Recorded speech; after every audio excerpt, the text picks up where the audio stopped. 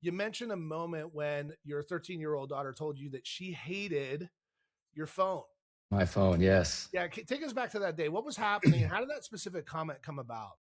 Yeah, so we were at home, and it may have been like right around dinner time, before, after, I can't remember exactly, but I remember I had a client call, and at the time, I tell you, I pretty much just did all listings, and the days that I didn't have appointments, I spent with my girls, right? That was my time with them, so I didn't run appointments with them, and so it was crazy because in my mind, I'm thinking, okay, I'm got this dialed in. I'm spending time with my girls. I don't go on appointments. That work life balance.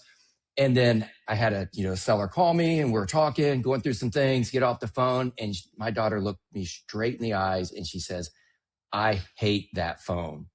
And I thought, oh my gosh, what am I doing? And I realized that this time that I thought was quality time was not quality time. I was, not going on appointments. I was present, yes, but I was taking calls. I was making calls. I was not spending time with them. And so that actually started, and I had been in the business for quite a few years up to that point. So that started a trajectory of, we started setting boundaries at home around the phone. And like, one of them was at dinner time, that phone sits on the table, or not even on the table. I set it someplace else. It was face down. It was on silent. And so they did have my undivided time, and it's funny, it got tested, right? When we get set boundaries, they get tested. So it got tested. And so what had happened was, I told them, I said, look, and I even had them holding me accountable to some degree. I was like, look, I will not take a phone call while we're at dinner time. This is our time here. And if there's ever a time where it is an emergency, I will let you know that I'm going to have to take a phone call. Right. And so that was our common practice. And they really appreciated me having that communication with them, giving them a heads up if something did come in. And I did call. A lot of times, the calls didn't come in during dinner time, but just in case. Well, there was one time it didn't, or I forgot to tell them. And so we're actually out to eat with another family member. And it was just this crazy thing with some multiple offer situation.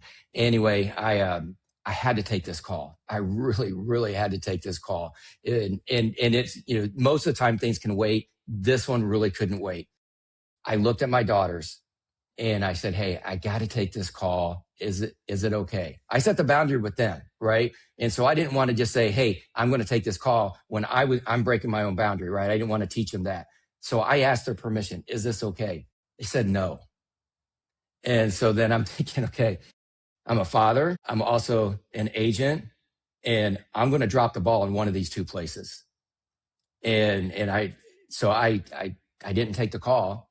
And to be honest with you, my daughters felt so valued and loved from that. It really changed our relationship. I'm actually glad that this did. I get a little choked up just thinking about it.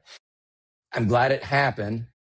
As far as a real estate agent goes, it was tough. Like, I didn't take that call when I needed to take that call. It did cause problems later on in the transaction over the next couple of days. And but the thing is, it did work out. I'm still in business. Everybody was good, and my relationship with my kids are great. They're actually great. And it was through setting some of those boundaries.